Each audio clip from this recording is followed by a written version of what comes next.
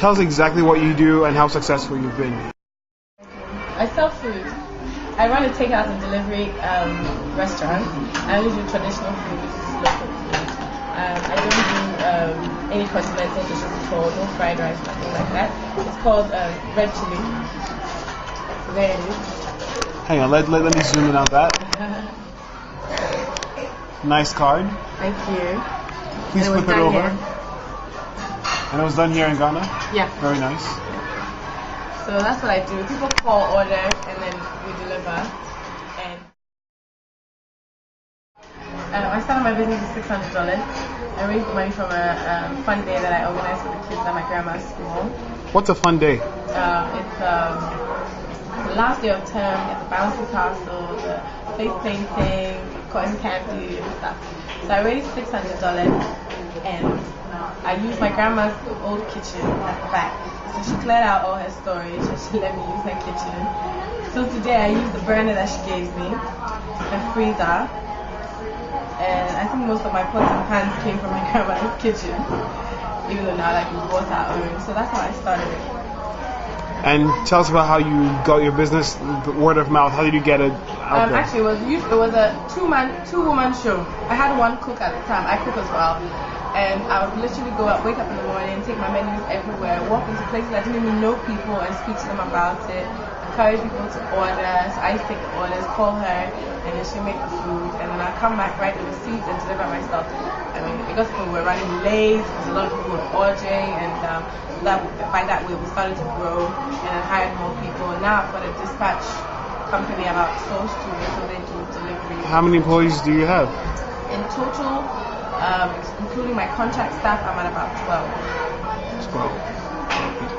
And these are people who you pay salaries for? Yeah. My permanent staff is 8, and then the rest are contract staff. What's the minimum you've made in a week?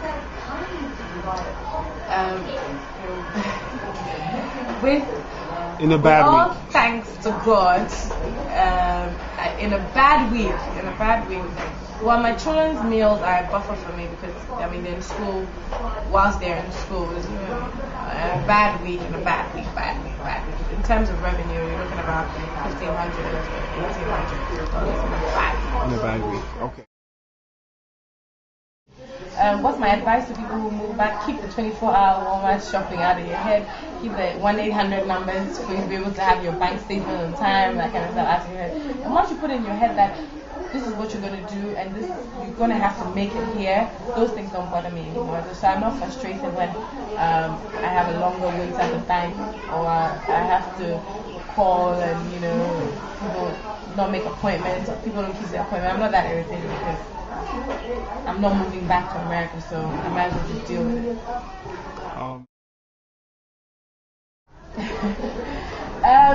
Not really. I mean, it may be a problem to other people, but another thing why it doesn't bother me is because I won't pay bribes to go and get a school feeding contract, I have an unparalleled faith in God. If it's mine, it's mine. I don't have to pay a dime for it. So I have an unwavering faith in God. He has seen me through what I thought was unimaginable. So what do you mean by that? I mean, because there's some days when you feel like, am I doing the right thing? There's some days when it's like, I want to do this thing. I have money earmarked for something else. How am I going to raise the money? And he's always come to me for me. So I have an unparalleled faith in God. Corruption may be an issue, but it doesn't bother me because if it's mine, it's mine.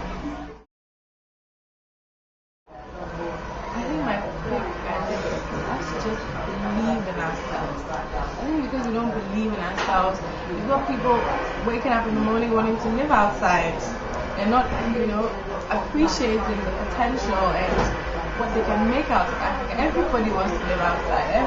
The queues at the embassies amaze me. Mo Ibrahim made it out of Africa. Aliko Dangote made it out of Africa.